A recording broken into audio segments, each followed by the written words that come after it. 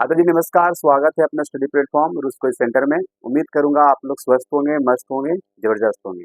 आज की क्लास में हम लोग लेकर आ गए हैं स्टार्टिंग से पढ़ाने का आप लोग को 2026 बोर्ड का तैयारी आप कंटिन्यू आप लोग को चलेगा। ऑल सब्जेक्ट का क्लास 10th में बिहार बोर्ड के बच्चों के लिए बहुत बहुत आप लोग को लेकर आ गए हैं। ऑल सब्जेक्ट क्लास 10th में जितने भी सब्जेक्ट है सारा सब्जेक्ट का वीडियो आप सबको मिलेगा फ्री ऑफ कॉस्ट, कोई इसमें चार्ज नहीं। आपको नोट्स के साथ साथ आपको डिस्क्रिप्शन में डाल दिया जाएगा। तो हम लोग स्टार्ट कर रहे हैं। पहले हम लोग मैथ्स से स्टार्ट करेंगे, फिर हिंदी पढ़ेंगे, फिर आप लोग को संस्कृत, साइंस, सोशल साइंस, जो भी आप लोग का सब्जेक्ट है सारा चैप्टर बाय चैप्टर आप लोग को वीडियो मिलता जाएगा रूट्स कोचिंग सेंटर प्लेटफॉर्म पर। अगर आप सब नए हैं चैनल पर, सब्सक्राइब कर लीजिए, वीडियो को लाइक कर लीजिए। आज हम लोग क्लास 10th में जो आप लोग को पढ़ना है मैथमेटिक्स में त्रिकोणमिति, और ये बहुत बड़ा एक अपना आप में चैप्टर है मैथ में, जो कि 20 से 25 अंक के यहाँ से क्वेश्चन एग्जाम में पूछती है। 2025 में बोर्ड जो होने वाली है सबका मैंने क्लियर पढ़ा चुका हूँ पूरा तरह से। अब स्टार्ट कर दी स्टार्टिंग से क्लास 10 के पूरा सब्जेक्ट बिहार बोर्ड बच्चों के लिए। तो देर किस बात की, जरूर आप सब ये क्लास को देख लीजिएगा। हम पढ़ेंगे स्टार्टिंग से, जो मैथ में है त्रिकोणमिति से पढ़ेंगे। उसके बाद जो भी मोटी मोटी नंबर का है अर्थात बड़ी बड़ी नंबर का, हम उसको पहले खत्म करेंगे। उसके बाद हम पीछे वाला आगे वाला जाके पढ़ेंगे, ठीक है। यानी हम पीछे से पढ़ा रहे हैं, अर्थात क्या सबसे त्रिकोणमिति पढ़ाएंगे, फिर न्यायोजिति पढ़ाएंगे, माध्यमिति का बहुलक पढ़ाएंगे, फिर आपको समांतर श्रेणी पढ़ाएंगे, थ्योरम पढ़ाएंगे। यानी जितना भी आपका है चैप्टर आपको खत्म समय के अनुसार कर दिया जाएगा। तो हम आज लेकर आ रहे हैं क्लास 10th का त्रिकोणमिति का परिचय। चैप्टर 8 है, पार्ट कितना है, 8 है।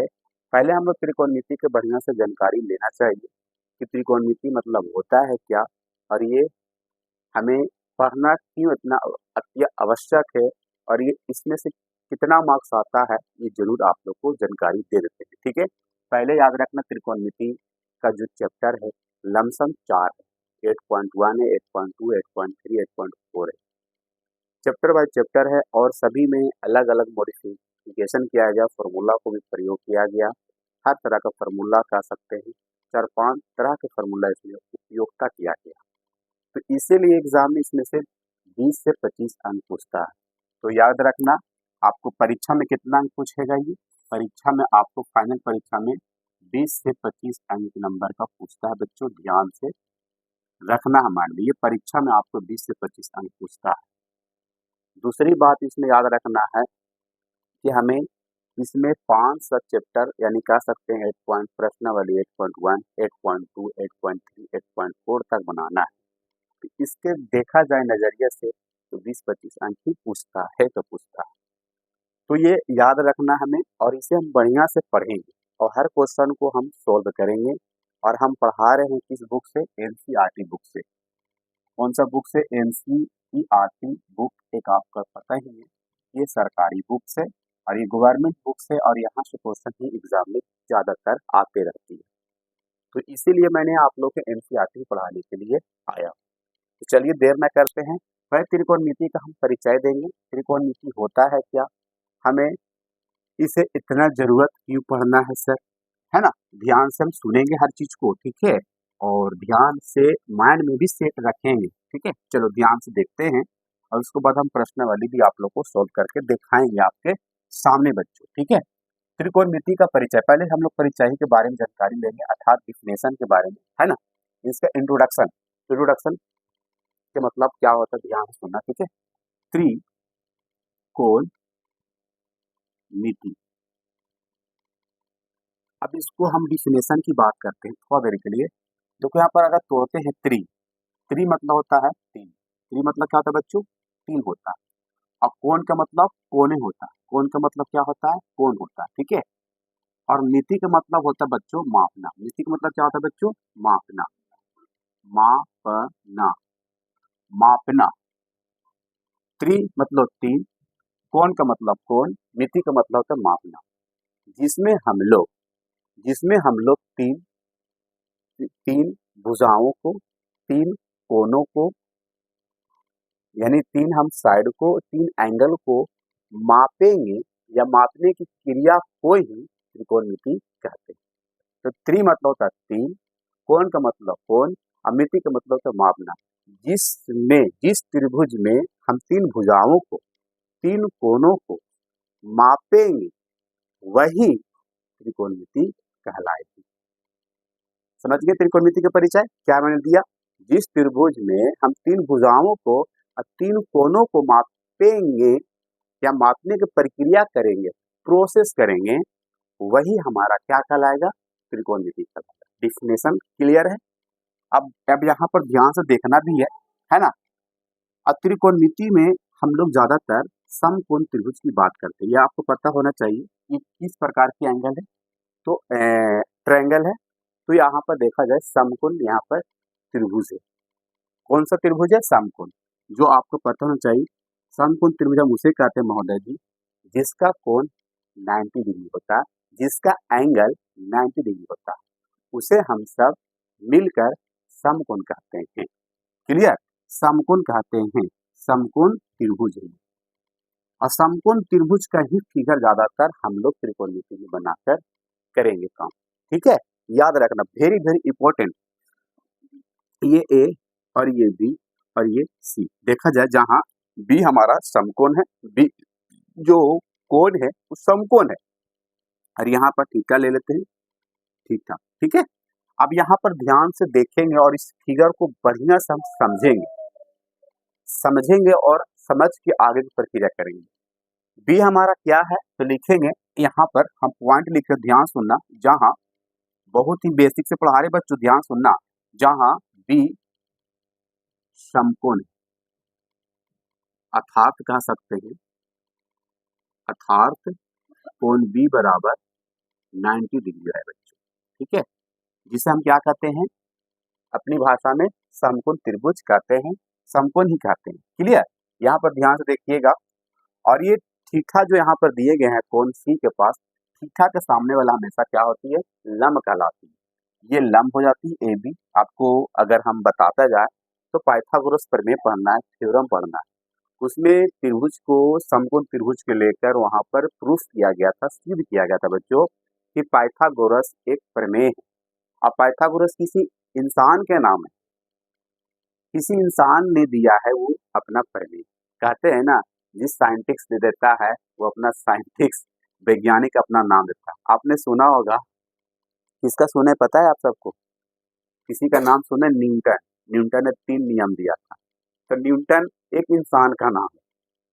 तो उसी प्रकार पाइथागोरस जी भी एक इंसान का नाम है, तो पाइथागोरस के अनुसार यहाँ पर लंब कर्ण कहलाया था। अगर हम आपको थ्योरम पढ़ाएंगे तो क्लियरिटी कर देंगे, वहां पर फाइनल कर देंगे कैसे क्या होता है। बाकी अभी जो क्या है वो समझना पड़ेगा। ठीक है, तो थीटा के सामने हमेशा क्या होता है बच्चों? लंब कहलाता है। क्या कहलाता है? लंब कहलाता है, जिसे अंग्रेजी में क्या कहते हैं हम लोग? परपेंडिकुलर कहते हैं। क्या कहते हैं अंग्रेजी में? परपेंडिकुलर कहते हैं।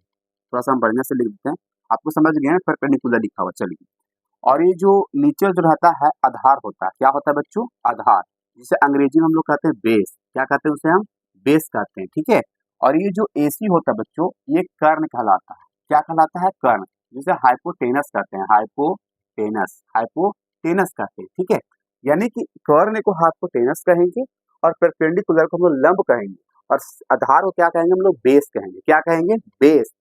याद रखना, ठीक है, क्योंकि ये बातें बहुत इंपॉर्टेंट है। यहाँ पर कुछ बातें याद लिखना है। थीटा के सामने वाला हमेशा क्या कहलाता है? लंब कहलाता है। तो लिखो यहाँ पर, थीटा के सामने वाला क्या कहलाता है? लंब कहलाता है, अर्थात ए भी हमारा लंब हो जाएगा। क्लियर?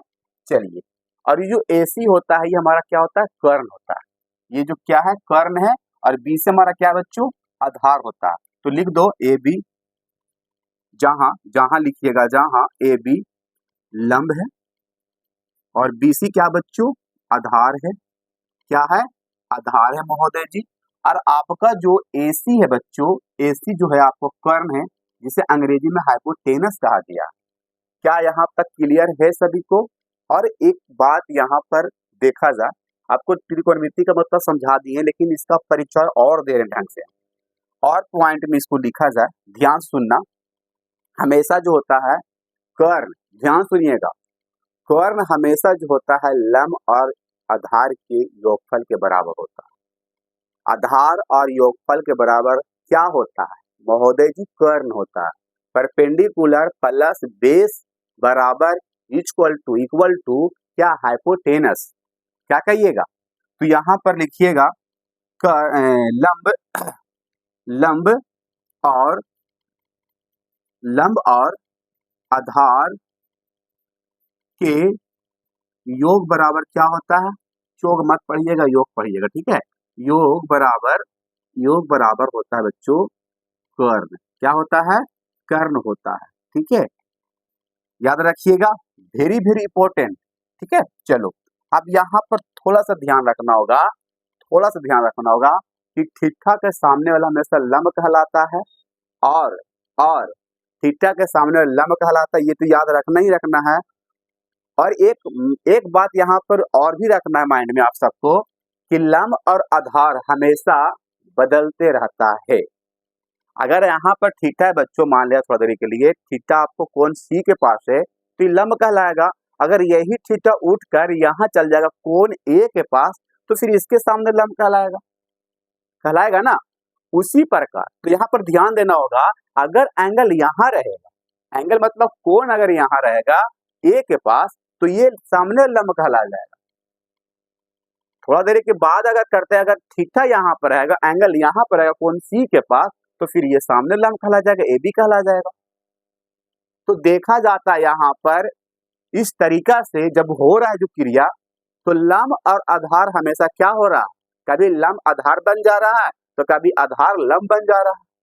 अर्थात कह सकते हैं यहाँ पर कि दोनों हमेशा बदलते रहता है, एक स्थिति के मूड में नहीं रहता है। कभी लंब आधार हो जाता है, कभी आधार लंब हो जाता है। वेरी वेरी इंपॉर्टेंट पॉइंट, ठीक है, याद रखना है चीज को। तो लिखिएगा लंब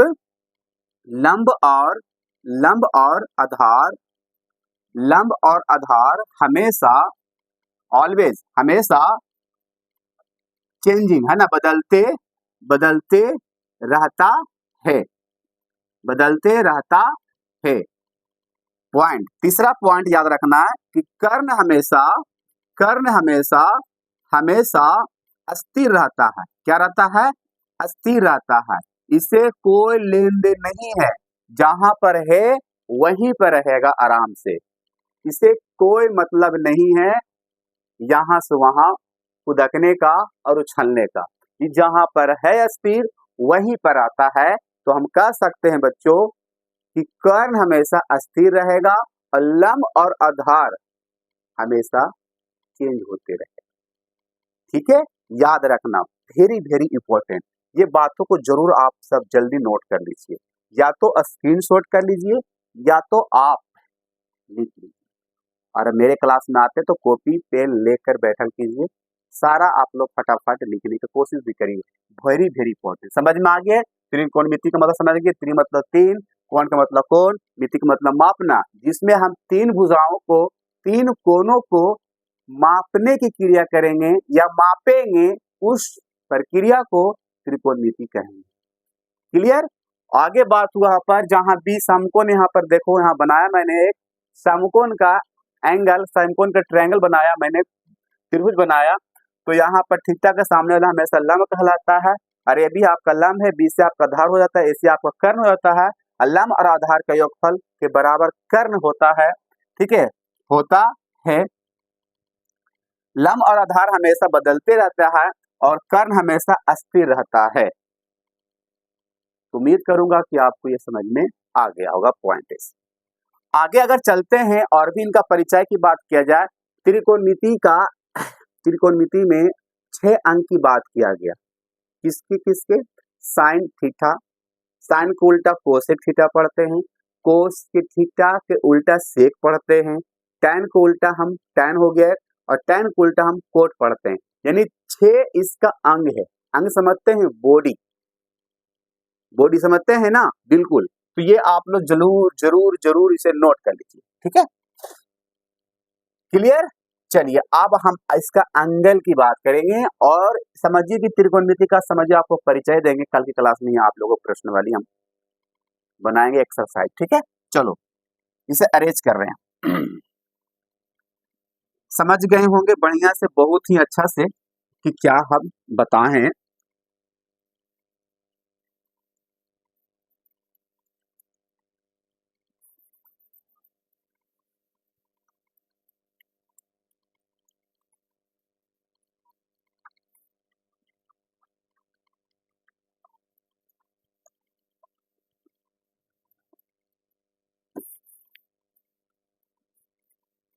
चलिए थोड़ा सा इंक हम इसमें मिला लेते हैं जिससे आपको बढ़िया से समझ में आए और हर चीज को देखने के लिए, है ना।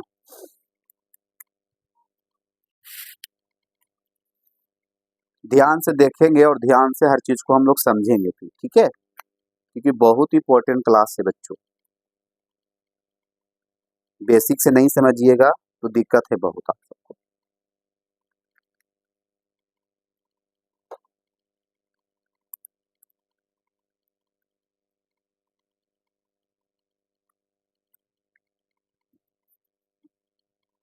ये पता ही है कि आपको ये परपेंडिकुलर है अर्थात ये लंब है, ये लंब है, पता ही है सभी को ये लंब है और ये परपेंडिकुलर, क्लियर। जिसे हम परपेंडिकुलर को पी से इंडिकेट कर लेंगे शॉर्ट, और कर्ण को ए से कर देंगे जिसे कहते हैं हाइपोटेनस, और आधार को हम लोग बी से इंडिकेट कर लेंगे शॉर्ट, जिसे संक्षिप्त नाम कहते हैं ना, शॉर्टकट नाम, ठीक है। चलो पाइथागोरस प्रमेय ने 3 यहाँ से सूत्र निकाला था। कितने सूत्र निकाला था पाइथागोरस? जब हम लोग प्रमेय सिद्ध किए थे तो वहां से 3 सूत्र आया था। कौन कौन आया था? कर्ण बराबर, लंब बराबर और आधार बराबर, ठीक है। तो याद रखना है, पहला हम लिख रहे हैं कर्ण। मैंने बताया आप सबको कि कर्ण, कर्ण स्क्वायर बराबर, कर्ण स्क्वायर बराबर लिख सकते हैं लंब के स्क्वायर प्लस आधार के स्क्वायर लिख सकते हैं। ये आधार लिखा बच्चों शॉर्ट में, ठीक है, लिख सकते हैं। उसी प्रकार कर्ण बराबर लिख सकते हैं, तो ये स्क्वायर कहाँ चला जाएगा बच्चों? रूट में चल जाएगा महोदय जी। तो लिख सकते हैं लंब के स्क्वायर प्लस आधार के स्क्वायर लिख सकते हैं, क्लियर। चलिए ये हो जाएगा आप लोग को 2 सूत्र। तो कर्ण बताया था आप सबको लंब और आधार के योगफल के बराबर होता है, तो कर्ण ये हो गया आप लोग को। अगर हम इसी को इंग्लिश में लिख दें, एच कर्ण को कहते हैं, एच लिख दीजिए यहाँ पर, और लंब को क्या कहते हैं हम लोग? पी कहते हैं, तो पी का स्क्वायर हो जाएगा, और यहाँ पर आधार के बी का स्क्वायर हो जाएगा। आप ये याद रखिएगा, वेरी वेरी इंपॉर्टेंट पॉइंट है ये, ठीक है। चलिए दूसरी बात हम इसमें याद रखेंगे, लंब के स्क्वायर बराबर, लंब के स्क्वायर बराबर लिखेंगे, क्या लिखेंगे? लंब के स्क्वायर बराबर कर्ण के स्क्वायर। अब बड़ा है तो बड़ा में से सब घटा देंगे आधार के स्क्वायर में, यानी कर्ण का स्क्वायर माइनस आधार का स्क्वायर। और लंब निकालना चाहते हैं तो लंब निकालना चाहते हैं महोदय जी, तो रूट चल जाएगा, ये स्क्वायर कहाँ चल जाएगा? रूट चल जाएगा रूट में, ठीक है। तो कर्ण का स्क्वायर हो जाएगा और माइनस आधार का स्क्वायर हो जाएगा, क्लियर। चलिए इसी को हम अंग्रेजी में लिख देते हैं, p बराबर अंडर रूट एच का स्क्वायर माइनस बी का स्क्वायर। ये एक सूत्र हो गया प्यारा सा। जब आपको कर्ण, और जैसे आपको बताएंगे हम आप सब कैसे ये तरक हम कहाँ पर प्रयोग करते हैं, जरूर बताएंगे आप सबको। तीसरा पॉइंट है, ठीक है। तीसरा हम नीचे लिख दें, नीचे यहाँ लिख देता हूँ तीसरा, है ना। तीसरा लिखिएगा आप आधार स्क्वायर बराबर, क्या लिखिएगा? आधार स्क्वायर बराबर लिखिएगा कर्ण के स्क्वायर माइनस लंब के स्क्वायर, कर्ण के स्क्वायर माइनस आधार के स्क्वायर। आधार बराबर लिखिएगा, है ना, आधार बराबर लिखिएगा आप अंडर रूट कर्ण के स्क्वायर बच्चों माइनस आधार के स्क्वायर, क्लियर। चलिए इसी को हम आधार को हम बी लिखते हैं, बेस जिसे कहते हैं अंग्रेजी में, है ना, लिखा हुआ है ना। तो एच स्क्वायर माइनस, यहाँ पर माफ करिएगा लंब होगा, लंब होगा, माफ करिएगा लंब होगा, ठीक है, लंब, लंब कहलाएगा, ठीक है, लंब। तो यहाँ पर पी का स्क्वायर, तो यहाँ पर भी एक सूत्र यहाँ से प्राप्त हो गया। जैसे कि ये आपको प्रयोग कब होगा, ध्यान सुनना आप सब। जैसे कि आपको कर्ण दे देगा, लम दे देगा, आधार नहीं देगा, तो आधार के मदद से निकाल दीजिएगा, आधार का सूत्र के मदद से निकाल दीजिएगा, बी बराबर, ठीक है। उसी तरह से आपको पी दे देगा, बी दे देगा, एच नहीं देगा, कर्ण नहीं देगा, तो फिर कर्ण का सूत्र से निकाल के हम प्रयोग कर सकते हैं। तो इसी तरह से हम लोग प्रयोग करके निकाल सकते हैं बच्चों, ठीक है। चलिए, अब यहाँ पर ये आप लोगों को 3 सूत्र समझिए कि आपको बॉक्स वाला ही याद रखना बेहद जरूरी है। 3 सूत्र का ही प्रयोग करिए बढ़िया से, ये आप लोग को ही सूत्र है जो कि मैं भी प्रयोग करूंगा आप सबके साथ क्लास में, ये जरूर आप लोग नोट कर लीजिएगा। इसके बाद है आप सबका एक सूत्र जो ध्यान से देखेंगे, ध्यान से समझेंगे, जो साइन थीटा बराबर जो 6 अंक मैंने बात किया उसका बात करेंगे। पहले आप जरूर इसे नोट कर लीजिए, ठीक है। चलिए जल्दी से नोट कर लीजिए।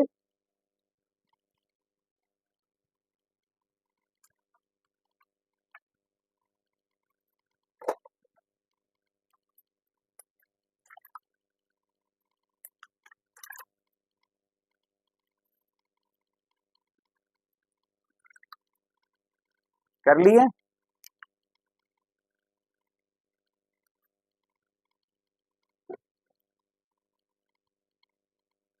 चलिए, हो गया होगा, उम्मीद करूंगा आप सबको कर लिए होंगे। चलिए, ये आप लोगों को 3 सूत्र याद रखना होगा, इसका प्रयोग करेंगे नेक्स्ट क्लास में आप सब, ठीक है। चलिए,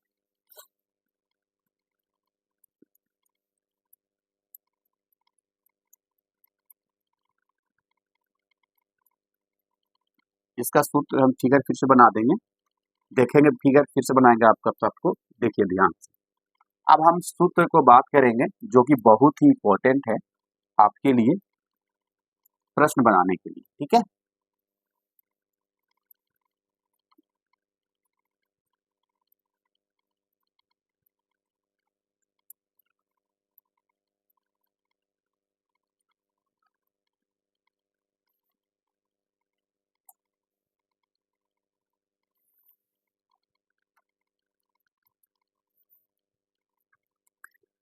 याद लिखिए कॉपी में आप सब, क्या लिखिएगा, त्रिकोणमिति के मुख्य 6 अंग होते हैं।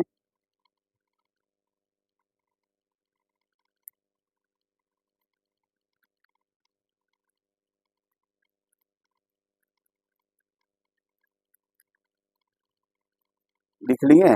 चलिए लिख लिए तो आगे हम देखते हैं।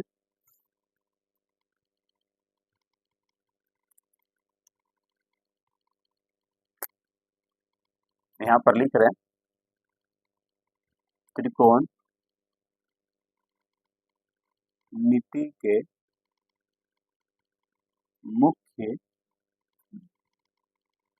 6 अंग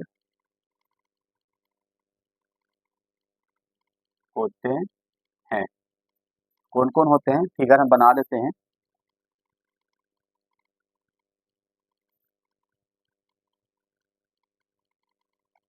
कौन सा फिगर पता है सबको? महोदय जी पता ही है। चलिए, ये बी है, ये ए है और ये सी है, ठीक है। 90 डिग्री कोण है और ये समकोण है इसका नाम, ठीक है। अभी मैंने बताया था ए बी आपको थीटा का सामने वाला क्या कहलाता है, लंब कहलाता है। तो ये लंब है, अर्थात इसे हम पी से इंडिकेट करते हैं, परपेंडिकुलर। और ये आपका कर्ण है जिसे हम एच से इंडिकेट करते हैं, जिसे हाइपोटेनस कहते हैं, लिख देते हैं हाइपोटेनस। बाकी आप समझ रहे हैं क्या कह रहे हैं। इसे हम आधार कहते हैं, जिसे हम बी से सूचित करते हैं, जिसे हम अंग्रेजी में बेस कहते हैं। क्या कहते हैं? बेस कहते हैं, ठीक है। चलो, मुख्य 6 अंग है बच्चों। पहला का नाम है साइन थीटा, साइन थीटा। और दूसरा का नाम है बच्चों इसका, दूसरा का नाम है साइन को उल्टा कोसेक थीटा। और तीसरा का नाम है बच्चों, तीसरा का नाम है कोस थीटा। और चौथा इसी का नाम है उल्टा सेक थीटा। शायद यहाँ पर नहीं लिखना चाहिए, चलिए यहाँ पर नहीं लिखते हैं। चौथा हो जाएगा नाम कोस को उल्टा सेक थीटा, याद रखिएगा, ठीक है। और पांचवा टैन याद रखिए, टैन थीटा। और छठा याद रखिए टैन को उल्टा कोस थीटा। ये 6 अंग जो याद रखना होगा साइन को उल्टा कोसेक, कोस को उल्टा सेक और टैन को उल्टा कोट। ये 6 अंग है बच्चों, ध्यान में रखना है। ठीक है, अब यहाँ पर सूत्र निकलता है साइन थीटा बराबर, कि साइन थीटा बराबर क्या होता है। अभी मैंने बताया आप सबको कि थीटा यहाँ पर है तो ये लंब कहलाएगा, ये आप लोग को कर्ण कहलाएगा, ये आधार कहलाएगा। तो साइन थीटा बराबर याद रखना पी बटा एच होता है, पी बटा एच, लंब बटा कर्ण होता है। पी का मतलब क्या हुआ, लंब होता है, एच का मतलब कर्ण कहलाता है। ठीक है, इसी का अगर उल्टा याद रखिएगा, मैंने बताया था उल्टा कोस है, तो उल्टा कर दिए एच बटा पी हो जाएगा, एच बटा पी हो जाएगा। ठीक है, अगर हम कोस थीटा की बात करते हैं, कोस थीटा की बात करते हैं, हमने लंब और आधार ले लिया, ठीक है, ले लिया। अब यहाँ पर लंब और कर्ण ले लिया, अगर हम थीटा चेंज करते हैं, मान लिया जाए थीटा अगर हम यहाँ रखते हैं तो लंब कहला जाएगा, फिर ये आधार कहला जाएगा, फिर ये कर्ण कहला जाएगा, ये लंब कहला जाएगा। ठीक है, अगर हम थीटा के कोस थीटा की बात करते हैं, मैंने ये तो ले रखा एक बार, अब हम इसको लेंगे और इसको लेंगे। ठीक है, एक बार हम इसे लेंगे सामने वाला को, फिर हम नीचे वाला को लेंगे। ठीक है, तो बी बटा इंच लिखेंगे, अर्थात कह सकते हैं आधार बटा कर्ण। और इसी को हम उल्टा करेंगे बच्चों, कोस को उल्टा क्या लिखते हैं हम लोग, कोस को उल्टा सेक लिखते हैं महोदय जी, तो सेक थीटा क्या लिखिएगा, एच बटा बी लिख दीजिएगा उल्टा। अब आ जाता है बच्चों टैन थीटा, तो टैन थीटा बराबर क्या लिखिएगा, टैन थीटा बराबर क्या लिखिएगा, क्या लिखिएगा, अभी मैंने ये लिया, इसका लिया था, फिर ये इसको, ये दोनों को लिया था, फिर ये दोनों को लिया था, अब ये दोनों बचा, ये दोनों साथ में बचा, तो लंब बटा यहाँ पर ले देंगे आधार। ठीक है, लंब बटा आधार, और कोट इसका उल्टा हो जाएगा, तो आधार बटा लंब, आधार बटा लंब, आधार बटा लंब। ये आप लोग का सूत्र हो गया। इसको ट्रिक मैंने भी दिया था याद करने का, बहुत सा अच्छा सा ट्रिक दिया था जो कि आप सबको याद होगा भी, है ना। यहाँ पर लिखो तो ट्रिक, ट्रिक क्या है, ट्रिक क्या है जो आप लोग को याद करने बहुत ही इम्पोर्टेंट होगा, समझ में ज्यादा आएगा कि हाँ इस ट्रिक को याद रखना ही चाहिए, है ना। पी से पंडित, बी से भोला और पी से प्रसाद, पंडित भोला प्रसाद, पंडित भोला प्रसाद, पंडित भोला प्रसाद, पी से पंडित, बी से भोला, पी से प्रसाद। ठीक है, और यहाँ पर रखना एच से हरि, हरि बोल, पंडित भोला प्रसाद हरि हरि बोल।